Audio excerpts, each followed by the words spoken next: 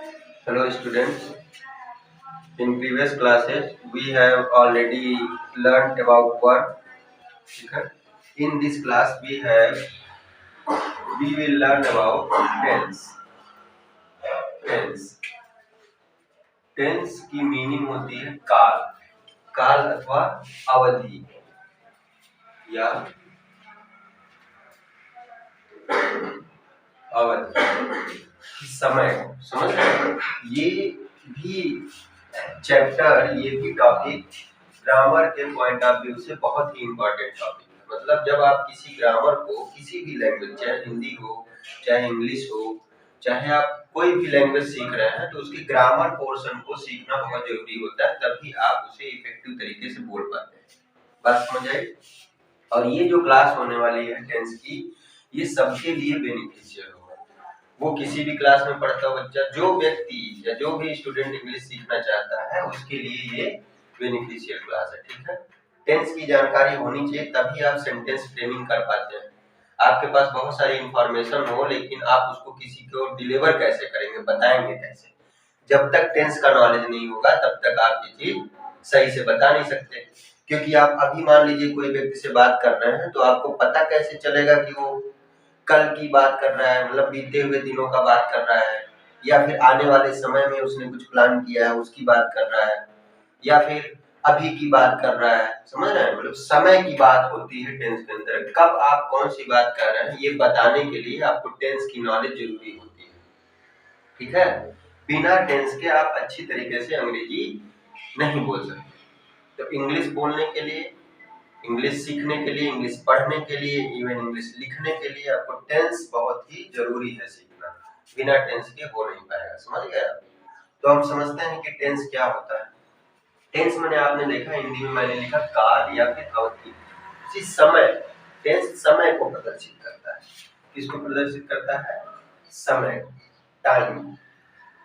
ठीक है? टाइम।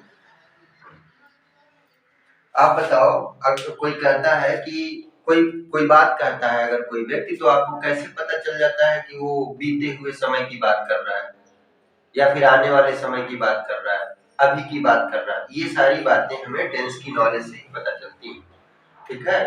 तो टेंस को पहले डिफाइन करते हैं, टेंस होता क्या है। तो आप टेंस के बारे में ऐसे जान सकते हैं कि टेंस डिनोट्स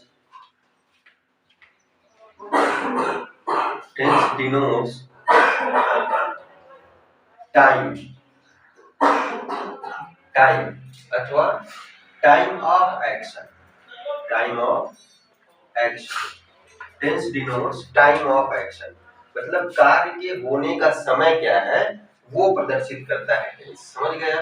कर्ता के द्वारा किया गया कार्य किस समय हो रहा है, उस समय को टाइम ऑफ एक्शन, एक्शन पे समय को डिनोट करता है टेंस। और क्या करता है? एक्शन के साथ साथ ये स्टेट को भी डिनोट करता है। समझ गए? किस परिस्थिति में काम हो रहा है। ठीक है? State of action, state of action, ये समझिए। Tense denotes time of action and state of action. ठीक? यहाँ पे किसी को कोई कंफ्यूजन नहीं ना? किसी भी समय की, जब काल की बात हो रही हो, किस वक्त किस समय में कोई एक्शन लिया जा रहा है, कोई कार्य हो रहा है, उसको टेंस डिनोट करता है। ठीक है? अब यहां समझिए, टेंस को, टेंस जो समय होता है वो तीन प्रकार का होता है। Three types of tense. समय के अकॉर्डिंग थ्री टाइप्स के होते हैं टेंस। अगर आप बीते हुए समय की बात कर रहे हैं, कोई वर्क आपने बीते हुए समय में किया, तो उसको इंग्लिश में बोलते समय आप टेंस का ध्यान देंगे कि किस टेंस का यूज करेंगे उसमें? Past tense. ठीक है? पास्ट टेंस मींस बीता हुआ समय, भूतकाल। इसको अगर हिंदी में आप सीखें तो कहते हैं भूतकाल। जो समय बीत चुका है उस समय को हम पास्ट टेंस बोलते हैं। अभी जो समय चल रहा है उसको आप प्रेजेंट बोलते हैं, प्रेजेंट टेंस। अभी चल रहा है जो, ठीक है। प्रेजेंट टेंस जो अभी अभी जो काम चल रहा है प्रेजेंट वर्तमान समय में, इसको आप हिंदी में कहेंगे वर्तमान, ठीक है। सब्जेक्ट के द्वारा किए गए, जब वो सब्जेक्ट काम कर रहा हो उसी समय की अगर बात हो तो हम उसको प्रेजेंट कहते हैं, और सब्जेक्ट ने काम को कर लिया है बीते हुए समय में तो उस टाइम को हम पास्ट कहते हैं। बात समझ आई? ऐसे ही तीसरा टाइप का टेंस होगा जो फ्यूचर टेंस, इसमें फ्यूचर की बातें होंगी, भविष्य की। फ्यूचर टेंस मीन्स भविष्य का, भविष्य का, ठीक है। वर्तमान, भविष्य और भूत, ये तीन प्रकार के टेंस होते हैं। तो there are three types of tense, past tense, present tense and future tense. अब इन प्रेजेंट टेंस में, पास्ट टेंस में, फ्यूचर टेंस में आपने ये बात समझना होगा कि भाई काम अगर हो रहा है, अभी सब्जेक्ट वर्क कर रहा है तो उसको किस में रखा जाएगा? सब्जेक्ट ने काम कर लिया है, उसने अपना काम कंप्लीट कर लिया है, या सब्जेक्ट अपना काम करने वाला है, करेगा, आधा काम कर लिया है, आधा काम बाकी है, इस तरीके के जो सेंटेंस होंगे उनको कैसे हम बोलेंगे, उनको पहचानने के लिए, उनको समझने के लिए फिर से हम इन टेंसों का सब डिवीजन करते हैं, ठीक है। इनका फिर से सब डिवीजन होगा, इनका सब डिवीजन। तो इनके सब डिवीजन, हर टेंस को फर्दर 4 सब डिवीजन में डिवाइड किया गया है। बात समझ आई? चाहे वो प्रेजेंट टेंस हो, चाहे पास्ट टेंस हो, चाहे फ्यूचर टेंस हो, तीनों के 4 सब डिवीजन है। उन सब डिवीजन के बारे में सीखते हैं। पहला सब डिवीजन होता है इंडेफिनिट, इंडेफिनिट टेंस। दूसरा होता है continuous tense, and third one is perfect tense, and fourth one is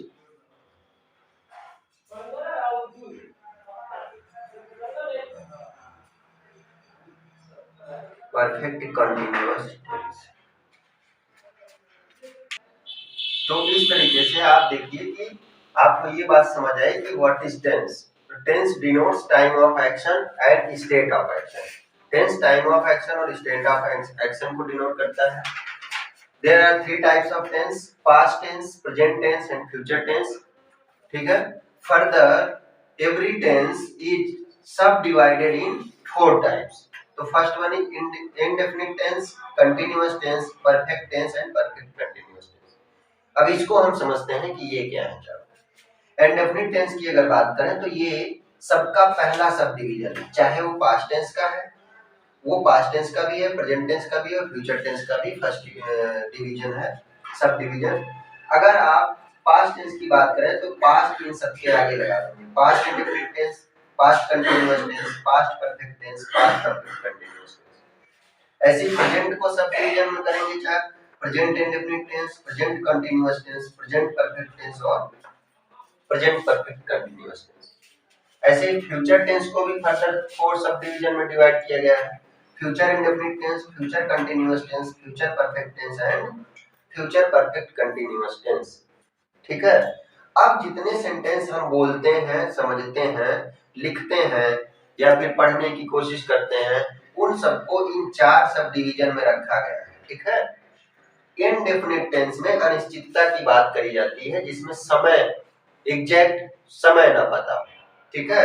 जैसे मैं जाता हूँ, मैं खाता हूँ, ठीक है, मैं जाता था, मैं जाऊंगा, ठीक है। इस तरीके के जो सेंटेंस होते हैं, अगर गा गी गे आ गया तो फ्यूचर टेंस, ता ती ते आ गया तो प्रेजेंट टेंस, था की थे आ गया तो पास्ट टेंस। ऐसे ही कंटिन्यूअस में अगर काम जारी हो, किसी समय में, विशेष समय में कोई काम जारी हो कंटिन्यूअस में, जैसे कर रहा है, रही है, रहे हैं, रहा होगा, रही होगी, रहे होंगे, रहा था, रही थी, रहे थे, इस तरीके के अगर सेंटेंस हैं तो उनको कंटिन्यूअस टेंस में रखा जाता है। इसी प्रकार से अगर कार्य पूरा हो गया हो, सब्जेक्ट के द्वारा एक्शन कंप्लीट हो गया हो, चुका था, चुकी थी, चुके थे, चुके हैं, चुका है, लिया है, दिया है, किया है, किया था, लिया होगा, दिया होगा, चुका होगा, चुकी होगी, चुके होंगे, इस तरीके के अगर शब्द आते हैं सेंटेंस में तो वहां पे परफेक्ट टेंस का यूज होता है। ठीक है, अगर फ्यूचर की बात होगी तो फ्यूचर परफेक्ट टेंस, प्रेजेंट समय की बात होगी तो प्रेजेंट परफेक्ट टेंस, पास्ट की बात होगी तो past perfect tense.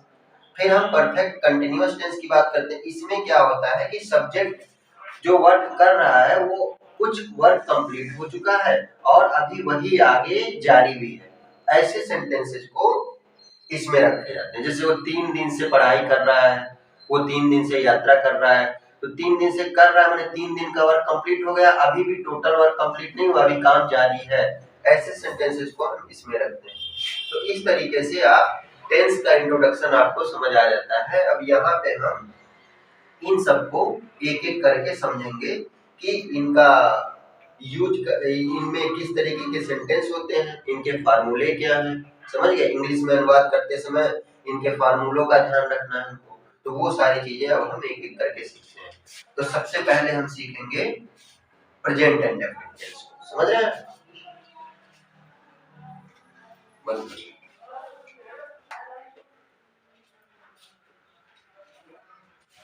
Present and definite tense, इसको समझते हैं।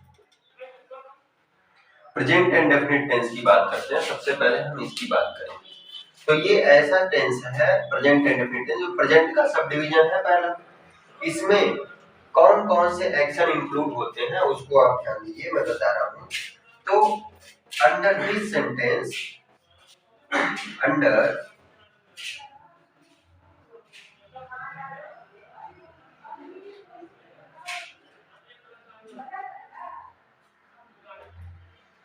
Under present and definite following activities are included. Under present and definite, following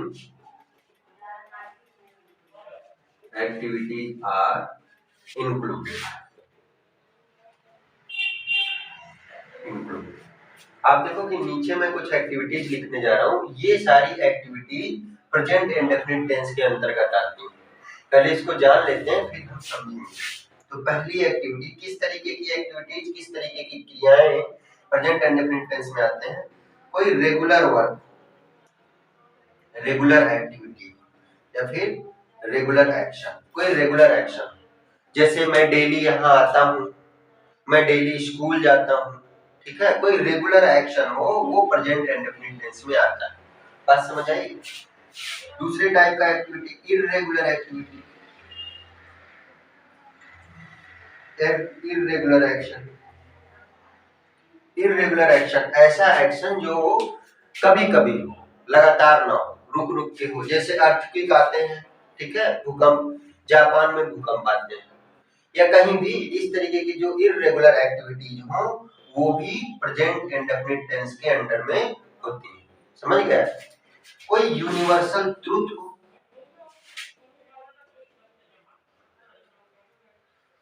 universal truth, universal truth माने यूनिवर्सल ट्रुथ में सार्वभौमिक सत्य, ठीक है, सार्वभौमिक सत्य माने जो सत्य बात है उसको, जैसे पृथ्वी सूर्य के चारों तरफ घूमती है, यूनिवर्सल ट्रुथ है। सूरज पूरब में उदय होता है, यूनिवर्सल ट्रुथ है। इस तरीके की एक्टिविटी हो तो वो भी किसके अंदर आती है, प्रेजेंट एंड डेफिनिट टेंस के अंतर्गत आती है, समझ गए। अगला किसी हैबिट की बात करिए, समझ गया, हैबिट, कोई हैबिट, किसी आदत की बात, वो भी आपका प्रेजेंट एंड डेफिनिट टेंस के अंतर्गत आता है, समझ गया। जैसे वह स्मोक करता है, वह नशा करता है, उन्हें उसकी आदत है नशा करना, स्मोक करना, बस समझ गए। इस तरीके की एक्टिविटी भी प्रेजेंट एंड डेफिनिट टेंस के अंतर्गत आती है। और भी कुछ एक्टिविटीज है, आप जरा समझिए। जैसे न्यूज़पेपर की हेडलाइंस,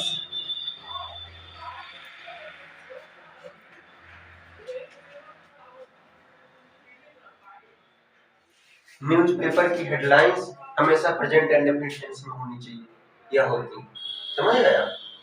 इस तरीके की न्यूज़पेपर की हेडलाइंस हो, या फिर कोई नियर फ्यूचर प्लान हो आपका, प्लान इन नियर फ्यूचर। ठीक है, नजदीकी भविष्य काल में आपका कोई प्लान हो, कोई योजना हो, जैसे कल पीएम कोई डील साइन करेंगे या फिर कल आप दिल्ली जाएंगे, इस तरीके का, समझ गए आप? कोई नजदीकी आने वाले समय में कोई प्लान आपने किया हो तो वो भी आपका प्रेजेंट इंडेफिनिट टेंस के अंतर्गत आता है, समझ गए? इन सारी एक्टिविटीज को हम प्रेजेंट इंडेफिनिट टेंस। अब इसको हम एग्जांपल लेके समझेंगे और फार्मूला सीखेंगे कि इसका प्रेजेंट इंडेफिनिट टेंस के सेंटेंस है कौन कौन, और उनको इंग्लिश में अनुवाद करने के लिए हमें किस फार्मूले का यूज करना पड़ता है, किस तरीके से हम अंग्रेजी में उसका अनुवाद करेंगे। बात समझ आई? तो सीखते हैं इसको अंग्रेजी में अनुवाद कैसे करते हैं। अगर प्रेजेंट इंडेफिनिट टेंस के वाक्य है आपके सामने, ऐसे सेंटेंस है जो प्रेजेंट इंडेफिनिट टेंस के हैं, तो आप सीखोगे कैसे कि वो प्रेजेंट, कैसे जान पाओगे, कैसे आप पहचानोगे कि प्रेजेंट इंडेफिनिट टेंस का वाक्य है, समझ गए? तो अगर किसी सेंटेंस के लास्ट में था है, ठीक है, ती है, ते है, ठीक, आदि शब्द आते हैं तो आप समझ लेंगे। और वहां पे एक चीज और ध्यान रखना है कि ये शब्द तो आए, लेकिन कार्य के होने की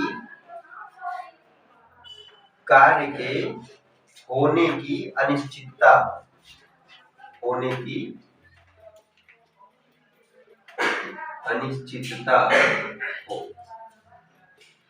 कार्य के होने की अनिश्चितता होने, अनसर्टेनिटी, निश्चित ना हो कि कार्य कब हो रहा है।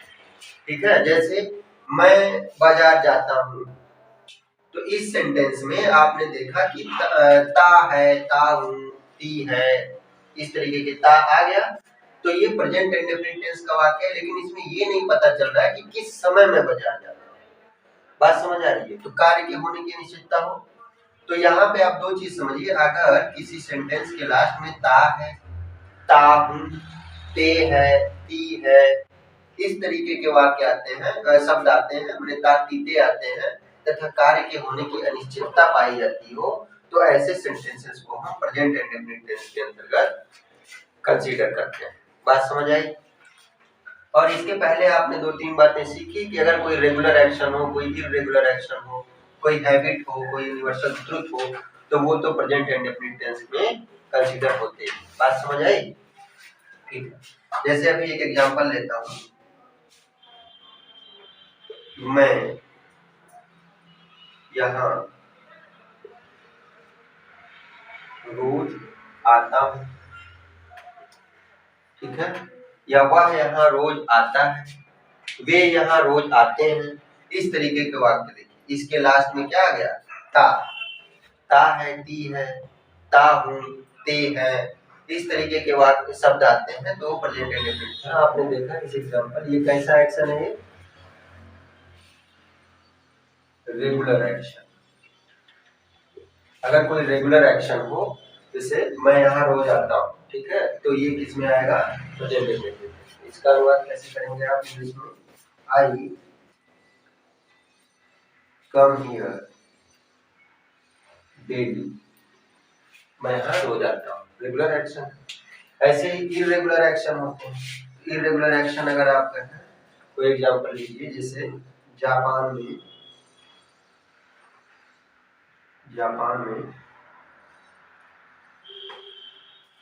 भूकंप आता है, ठीक है, भूकंप आपने देखा, ता है, ये शब्द आए हैं, और ये कैसा है? इरेगुलर एक्शन है, तो ये प्रेजेंट इंडेफिनिट टेंस में आता है। ये क्या है? Irregular action. इसका अनुवाद इंग्लिश में कैसे करेंगे? प्रेजेंट इंडेफिनिट टेंस में, ठीक है। अर्थ कोई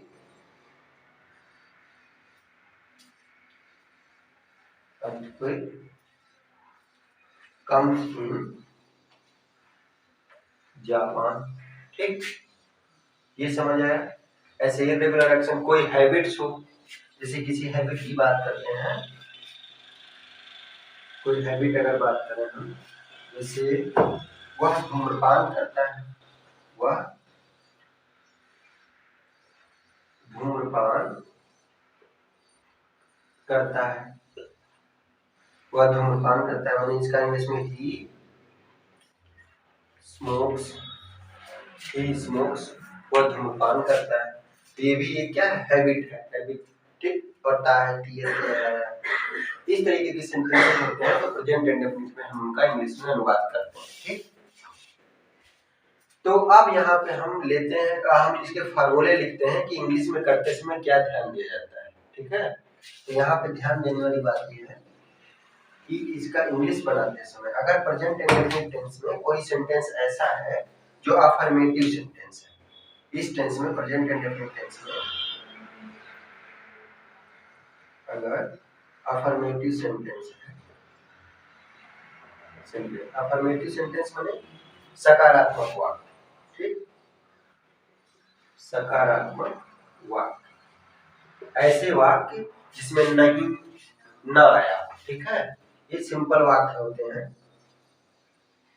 ठीक है, साधारण वाक्य हैं, इनमें नहीं अगर आया है, नहीं ना आया हो तो उनको अफर्मेटिव कहते हैं, जिनमें नहीं आया होता है उनको निगेटिव कहते हैं। जैसे मैं बाजार जाता हूँ, ये अफर्मेटिव सेंटेंस है। मैं बाजार नहीं जाता हूँ, ये निगेटिव सेंटेंस है। तो अगर प्रेजेंट इंडेफिनिट टेंस में अफर्मेटिव सेंटेंस हो तो अफर्मेटिव सेंटेंस का इंग्लिश में कन्वर्ट करते समय आप जो लिखेंगे उसका फार्मूला वो क्या करेंगे, पहले आप सब्जेक्ट लिखोगे। ठीक है, उसके बाद से वर्ब की फर्स्ट फॉर्म लिखोगे आप। ठीक, और वर्ब की फर्स्ट फॉर्म के साथ क्या लिखोगे, ऑब्जेक्ट लिखोगे। ठीक, ये मेन उसका स्ट्रक्चर है सेंटेंस का, सब्जेक्ट प्लस वर्ब की फर्स्ट फॉर्म प्लस ऑब्जेक्ट। तो सब्जेक्ट क्या होता है, जो कार्य को, जो क्रिया को करता है, वर्ब जिसके द्वारा किया जाता है। जैसे मैं बाजार जाता हूँ तो जाने का काम किसके द्वारा हो रहा है, मेरे द्वारा, तो मैं यहाँ पे सब्जेक्ट है। ठीक है, जैसे यहाँ पे अगर हम मैं बाजार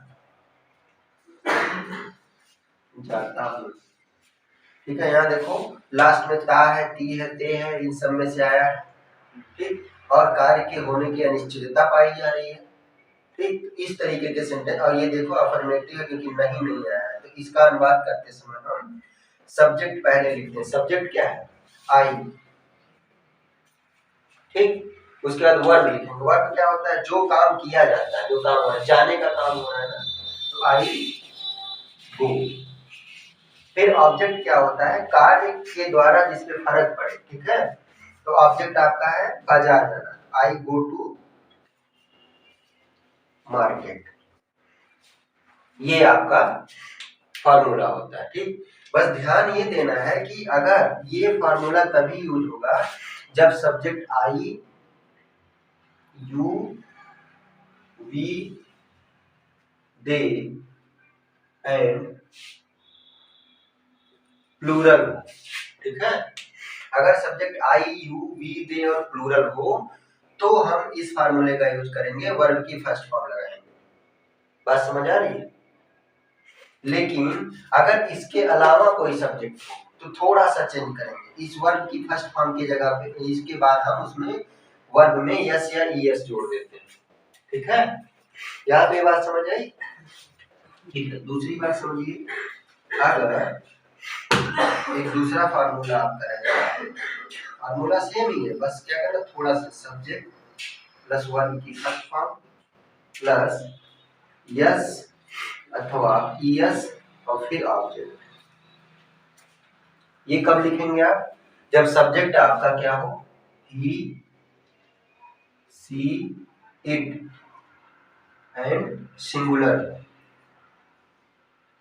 मींस एक वचन, ऐसा सब्जेक्ट हो जो सिंगुलर हो और या तो ही, सी, इट आया हो सब्जेक्ट की जगह पे, तब हम क्या करेंगे, वर्ब की फर्स्ट फॉर्म के साथ यस या ईएस जोड़ देंगे। जैसे अभी आपने देखा कि मैं बाजार जाता हूँ, तो मैं बाजार जाता हूँ को किया कि आई गो टू मार्केट, अगर मैं की जगह पे वह हो जाए, वह बाजार जाता है। ठीक है, तो यहाँ पे हम पहले देखेंगे कि ता है, ती है, ते है आया, मतलब मुझे समझ आ गया कि ये क्या है, प्रेजेंट इंडेफिनिट टेंस का वाक्य है, कार्य के होने की अनिश्चितता हो रही है। और ये किस प्रकार का सेंटेंस है, अफर्मेटिव सेंटेंस है क्योंकि इसमें नहीं, क्या, क्यों, कैसे, कब इस तरीके के वर्ड नहीं आए, कोई क्वेश्चन नहीं पूछा जा रहा है, सिंपल सेंटेंस अफर्मेटिव। तो अफर्मेटिव का अनुवाद करते समय हम सबसे पहले क्या लिखते हैं? सब्जेक्ट। तो सब्जेक्ट क्या है? ही। इसके बाद वर्ब की फर्स्ट फॉर्म क्या? गो। अब गो के साथ यस या यस लगाते हैं कब? जब सब्जेक्ट ही, सी, इट या सिंगुलर हो। देखो ही, सी, इट में से ही है ना, इसलिए हम यस लगाएंगे। अगर सब्जेक्ट आई, यू, वी, दे होता तो यस या यस नहीं लगाते। बस यहाँ पे यही ध्यान देने वाली बात है कि अगर subject he, she, it and singular तो आप वर्ब की फर्स्ट फॉर्म के साथ यस या यस जोड़ देते हैं, और अगर सब्जेक्ट यू, वी, दे और प्लूरल फॉर्म में है तो आप वर्ब की फर्स्ट फॉर्म ही लिखते हैं, उसके साथ यस या यस नहीं ऐड करते। तो यहाँ पे ही गोज टू मार्केट, वह बाजार जाता है। ठीक, इस तरीके से आप अफर्मेटिव सेंटेंस को बना सकते हैं आराम से। ठीक है, इसका प्रैक्टिस हम करवाएंगे आपको एग्जांपल लेकर के। पहले हम नियम को, सारे रूल्स को समझ लेते हैं। पहला रूल्स अफर्मेटिव सेंटेंस का समझ आया। अब हम दूसरा सीखेंगे, अगर इसी टेंस का नेगेटिव सेंटेंस हो। ठीक है, नेगेटिव सेंटेंस में नकारात्मक वाक्य क्या हो?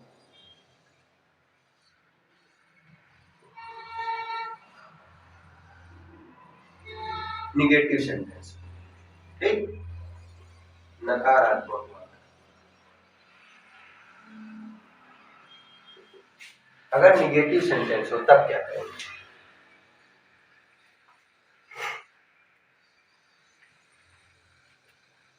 ठीक, नकारात्मक वाक्य कौन से होते हैं? आप सभी जानते हैं, वे सेंटेंस जिसमें नहीं आया, जैसे मैं बाजार नहीं जाता हूँ, वह खाना नहीं खाता है, वह पढ़ाई नहीं करता है, समझ गए? इस तरीके के सेंटेंस हो जिसमें नहीं आया हो तो नकारात्मक सेंटेंस है। अगर नकारात्मक सेंटेंस होगा तो अनुवाद करते समय हम सबसे पहले सब्जेक्ट लिखेंगे जिसके द्वारा कार्य किया जाता है। ठीक है, उसके बाद से हम क्या लिखेंगे? इस सेंटेंस का हेल्पिंग वर्ब लिखेंगे, डू या डज में से कोई एक। अभी मैं बताऊंगा कि किसके साथ डू लगेगा, कहाँ पे डज लगेगा। इसके बाद से हम नॉट लगाते हैं। आप हमेशा ध्यान रखो कि कभी भी इंग्लिश में अनुवाद करते समय सब्जेक्ट के साथ हेल्पिंग वर्ब कभी भी निगेटिव हो तो नॉट हमेशा हेल्पिंग वर्ब के साथ ही लगता है ज्यादा तरीके से। तो सब्जेक्ट के साथ डू या डज, और डू या डज के साथ में नॉट, फिर इसके बाद वर्ब की फर्स्ट फॉर्म और फिर ऑब्जेक्ट। ये पैटर्न होता है, ये स्ट्रक्चर है नेगेटिव सेंटेंस का, प्रेजेंट इंडेफिनिट टेंस। बात समझ आई? ठीक है, अब यहाँ पे सीखते हैं कि डू और डज का यूज कहाँ कहाँ है। अगर सब्जेक्ट ही, सी, इट या सिंगुलर हो,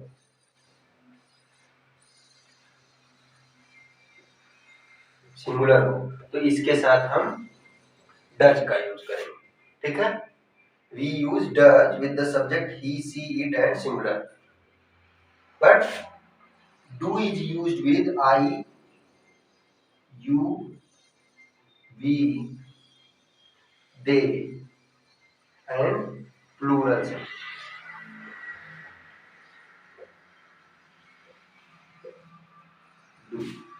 do is used with I, you, we, they and plural subject. ठीक है, अगर सब्जेक्ट प्लूरल हुआ तो डू का प्रयोग करेंगे, अगर सब्जेक्ट सिंगुलर हुआ तो डज का प्रयोग करेंगे, इसके बाद नॉट, फिर वर्ब की फर्स्ट फॉर्म और फिर ऑब्जेक्ट। पैटर्न समझ आया, स्ट्रक्चर? ठीक है, इसका हम एग्जांपल लेके समझते हैं। यहाँ पे एग्जांपल है ना, यहाँ पे लेते हैं। आप ऐसे समझिए, मान लीजिए कि कोई सेंटेंस है, सोहन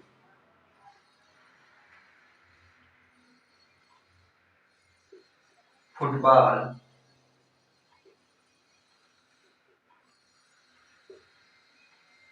नहीं खेलता है। ठीक, तो सेंटेंस के लास्ट में, वाक्य के अंत में ता है, ती है, ते है आ गया, आप समझ गए प्रेजेंट इंडेफिनिट टेंस है। फिर आपने देखा प्रेजेंट इंडेफिनिट टेंस में नेगेटिव सेंटेंस है लेकिन नहीं का प्रयोग हुआ है, तो नेगेटिव सेंटेंस का अनुवाद करते समय हम सबसे पहले क्या लिखते हैं? सब्जेक्ट। सब्जेक्ट क्या है? सो। फिर क्या लिखेंगे हम? डू या डज में से कोई एक। अगर सब्जेक्ट सिंगुलर है और ही, सी, इट है तो डज, अगर सब्जेक्ट प्लूरल है और यू, वी, दे और आई है तो तो डू। तो यहाँ पे सब्जेक्ट कैसा है? सिंगुलर। तो सिंगुलर के साथ हम क्या लगाने वाले हैं? डज। फिर not, Sohan does not. Verb क्या है? खेलना। तो सोहन डज नॉट प्ले, खेलने की इंग्लिश प्ले। यहाँ पे यस या यस और इस पे नहीं ध्यान देना, डू या डज ही आपको देखना है, ठीक है। सोहन डज नॉट प्ले क्या? फुटबॉल। सोहन फुटबॉल नहीं खेलता। बात समझे? ये आपका निगेटिव पैटर्न है, ठीक है। ये चीज देखो, यहाँ पे तुम्हें जो टेंस मैं पढ़ा रहा हूँ बहुत बेसिक लेवल से और बहुत इजी तरीके से समझा रहा हूँ। बात समझ आ रही है? तुम ध्यान से पढ़ लेना। अगर आज नहीं समझ पाए तो ऐसा नहीं कि कभी समझ नहीं पाओगे, लेकिन परेशानी होगी। मैं हमेशा कहता हूँ कि जो भी करो 100% करो, क्योंकि यहाँ आप क्लास में बैठे हैं, कहीं जा सकते नहीं, ठीक है। जब तक मेरी क्लास चलेगी तब तक बैठना है तुम्हें, और आए इसी पर्पज से हो कि हमें कुछ सीखना है। तो जब इसी पर्पज से आए हो और यहाँ से जा नहीं सकते आप जब तक क्लास नहीं खत्म होगी, तो इस दौरान दूसरी चीज सोचने की जरूरत क्या है? इस समय जो आप सोच रहे हैं या कुछ भी मन में रख रहे हैं वो काम भी नहीं कर पाएंगे, और यहाँ का भी छूटेगा, कोई फायदा नहीं। समझ रहे हो? तो यहाँ पे जो चल रहा है इसको ध्यान दो, बहुत बेसिक से बहुत आसान तरीके से बताया जा रहा है। अभी मैं जब सारे नियम बता दूंगा तो प्रैक्टिस करवाऊंगा, ठीक है।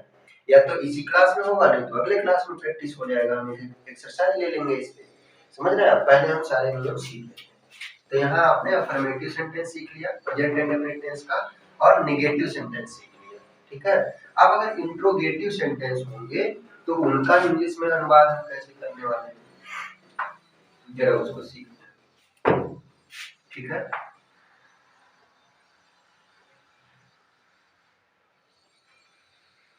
Interrogative sentence. Interrogative sentence means प्रश्नवाचक वाक्य। प्रश्नवाचक वाक्य। देखो इसमें बहुत ध्यान देना तो है, लेकिन बहुत ट्रिक्स नहीं बने याद करने। आप बस एक बार कॉन्सेप्ट सीख लो बहुत इजी तरीके से, कोई टेंशन नहीं। इंट्रोगेटिव सेंटेंस वे सेंटेंस होते हैं जिन सेंटेंसेस में क्वेश्चन पूछा जाता है, या WH फैमिली के वर्ड आए हो, जैसे who, whom, when, what, why, whose, इस तरीके के वर्ड आए हो तो वहां पे इंट्रोगेटिव सेंटेंस होता है और इनके लास्ट में क्वेश्चन मार्क होते हैं, ठीक। इन सेंटेंसेस को पढ़ोगे तो तुम्हें ऐसा लगेगा जैसे क्वेश्चन पूछा जा रहा है, किसी से प्रश्न किया जा रहा है। जिस भी सेंटेंस का कोई आंसर निकलता है वो sentence question word, question sentence होता है, इंट्रोगेटिव सेंटेंस। अब बात समझे? तो अब आपने देखा होगा कि इंट्रोगेटिव सेंटेंस दो प्रकार के होते हैं। पहला सेंटेंस होता है, एक ऐसे सेंटेंस होते हैं जिनमें हम क्या से शुरुआत करते हैं, पहले ही क्या लगा देते हैं, जैसे क्या तुम बाजार जाओगे, क्या तुम खाना नहीं खाते हो, क्या तुम पढ़ाई करते हो, ठीक है।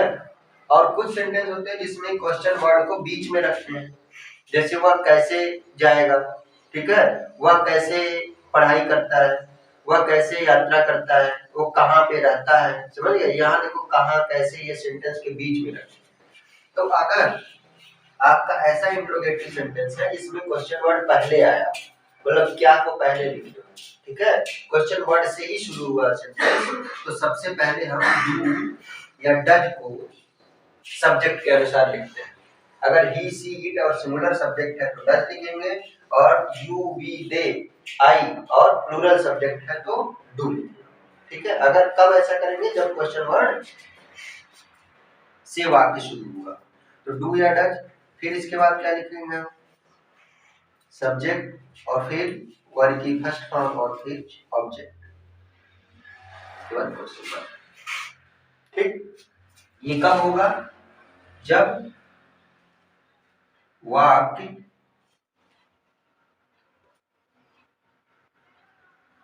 क्वेश्चन वर्ड से शुरू हुआ, ठीक है, शुरू हुआ,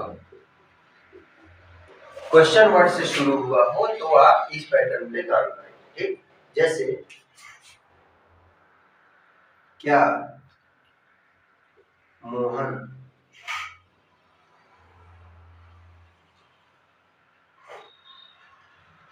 फुटबॉल खेलता है?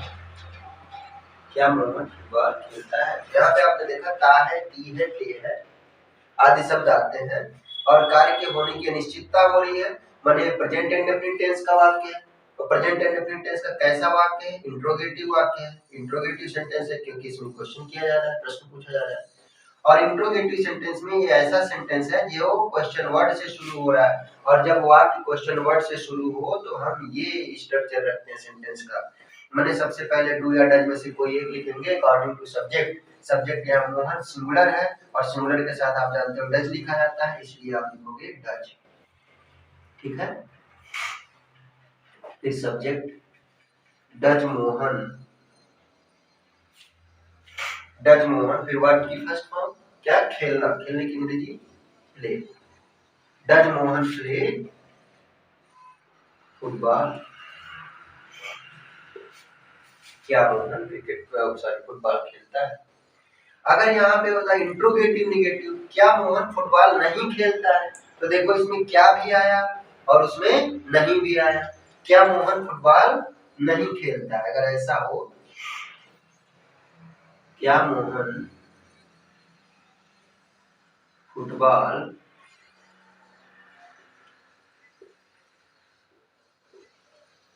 नहीं खेलता है, तो यहाँ भी क्वेश्चन किया जा रहा है लेकिन इसके साथ निगेटिव नहीं भी है, मतलब ये इंट्रोगेटिव निगेटिव सेंटेंस है। और इंट्रोगेटिव निगेटिव सेंटेंस हो तो सारा कुछ ऐसे ही रहेगा, बस सब्जेक्ट के बाद नॉट लगाना है। बात समझ में? जैसे does Mohan not play football. समझ रहे हैं?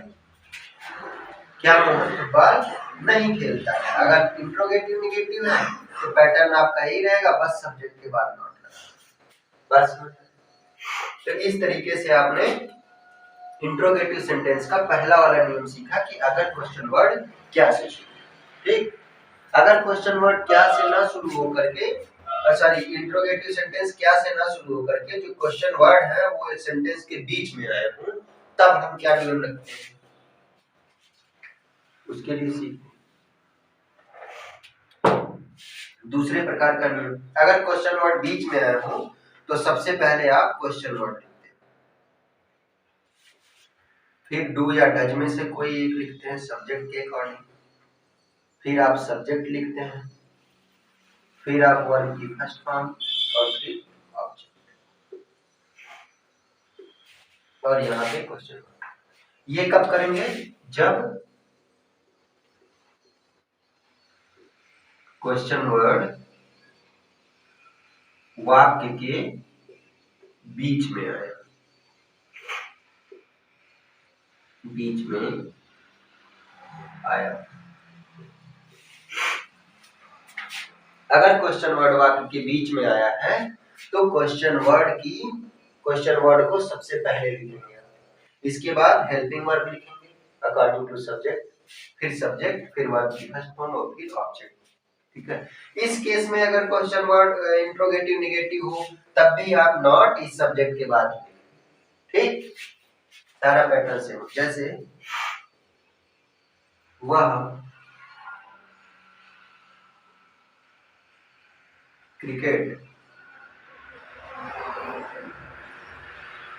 क्यों खेलता है, वह क्रिकेट क्यों खेलता है। तो आपने देखा ता है कि ये ते है आ गया, प्रेजेंट इंडेफिनिट टेंस हो गया। ठीक है, इसके बाद से इंट्रोगेटिव सेंटेंस, और इंट्रोगेटिव सेंटेंस में क्वेश्चन वर्ड सबसे बीच में आया है या क्वेश्चन वर्ड बाद में आया है, मतलब सेकंड वाला नियम लगेगा, सबसे पहले क्वेश्चन वर्ड की इंग्लिश व्हाई। डू या डज में से कोई एक सब्जेक्ट के काम, सब्जेक्ट क्या है? वह, और वह सिंगुलर है, आप जानते हैं ही सी इट और सिंगुलर के साथ डज लगता है, तो यहाँ पे लगाएंगे डज। व्हाई डज, फिर सब्जेक्ट ही, फिर वर्ब की फर्स्ट फॉर्म प्ले, फिर object cricket. Why does he play cricket, वह क्रिकेट क्यों खेलता है। बात समझ में? ऐसे ही अगर यहाँ पे क्वेश्चन इंट्रोगेटिव निगेटिव होता वह क्रिकेट क्यों नहीं खेलता है, तो सब कुछ सेम रहता, सिर्फ सब्जेक्ट के बाद नॉट लग जाता, why does he not play cricket. समझ गए? इस तरीके से आपको समझ आएगा। ठीक, अब यहीं पे तो अब हम ये नियम आप सीख गए कि प्रेजेंट इंडेफिनिट टेंस में किस तरीके से हम सेंटेंस को इंग्लिश में कन्वर्ट करते हैं। ठीक, कैसे पहचानेंगे, अगर affirmative sentence, negative sentence, interrogative sentence है तो आप किस तरीके से उसे इंग्लिश में करेंगे ये सीख गए। अब हम एग्जांपल लेके थोड़ा सा समझ लेते हैं। ठीक है, 5 मिनट की और क्लास होगी, इसके बाद हम अगला टेस्ट पढ़ेंगे। जैसे मान लीजिए एक एग्जांपल लेते हैं हम। पहला एग्जांपल, फर्स्ट एग्जांपल, सूरज पूरब में निकलता है, निकलता है। तो यहाँ पे आपने देखा कि ता है, ती है, ते है, ये आया है नहीं। और एक चीज और देख रहे हैं कि सूरज पूर्व में निकलता है, माने ये यूनिवर्सल ट्रुथ है, सार्वभौमिक सत्य है। और आप जानते हैं कि कोई रेगुलर एक्शन हो, कोई इर्रेगुलर एक्शन हो, कोई हैबिट हो या फिर कोई हैबिचुअल यूनिवर्सल ट्रुथ हो, तो इस तरीके के जो वाक्य होते हैं वो किस में आते हैं, प्रेजेंट इंडेफिनिट टेंस में आते हैं। या फिर ता है, ती है, ते है आदि शब्द है, तब भी ये प्रेजेंट इंडेफिनिट टेंस में आता है। तो मतलब समझ आ गया कि ये सेंटेंस जो है ये प्रेजेंट इंडेफिनिट टेंस का सेंटेंस है। अब प्रेजेंट इंडेफिनिट टेंस का अगर सेंटेंस है तो किस टाइप का सेंटेंस है, अफर्मेटिव है, नेगेटिव है, इंट्रोगेटिव है। तो हम देख रहे हैं क्या है, अफर्मेटिव। और अफर्मेटिव का आप इंग्लिश में अनुवाद करते समय सबसे पहले लिखते हैं सब्जेक्ट। सब्जेक्ट क्या है, सन। ठीक, सन। उसके बाद से वर्ब की फर्स्ट फॉर्म, सनराइज। और आप जानते हैं कि अगर सिंगुलर सब्जेक्ट होगा तो वर्ब के साथ यस या यस लगा देते हैं, यहाँ पे यस लगाएंगे। तो sun rises in the east, sun rises in the east, सूरज पूरब में निकलता है। बस, ठीक है। इस तरीके की बात। अगर आपको कोई मान लीजिए एक सेंटेंस दिया जाए नेगेटिव का सेंटेंस दिया जाता है, मीरा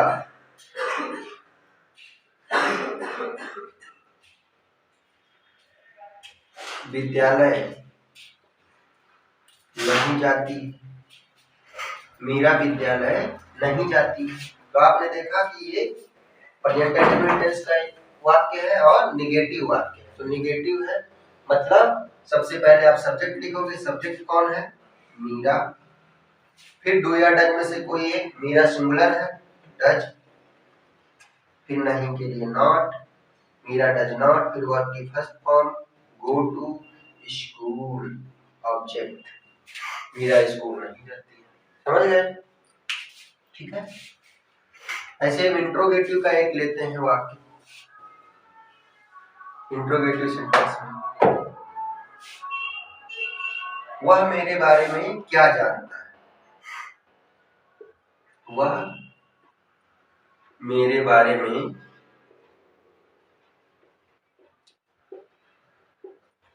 क्या जानता है। इंट्रोगेटिव सेंटेंस ता है, थी। यहाँ पे क्वेश्चन वर्ड सेंटेंस के बीच में आया है, तो दूसरा वाला नियम इसका इंग्लिश सबसे पहले लिखेंगे आप, व्हाट। क्यों होता, तो व्हाई। समझ गए, व्हाट के बाद हेल्पिंग वर्ब। हेल्पिंग वर्ब क्या है प्रेजेंट इंडेफिनिट टेंस का, डू या डज। और डू या डज में से अगर सिंगुलर सब्जेक्ट है तो आप क्या लिखते हैं, डज। अगर प्लूरल होता है तो डू लिखते हैं।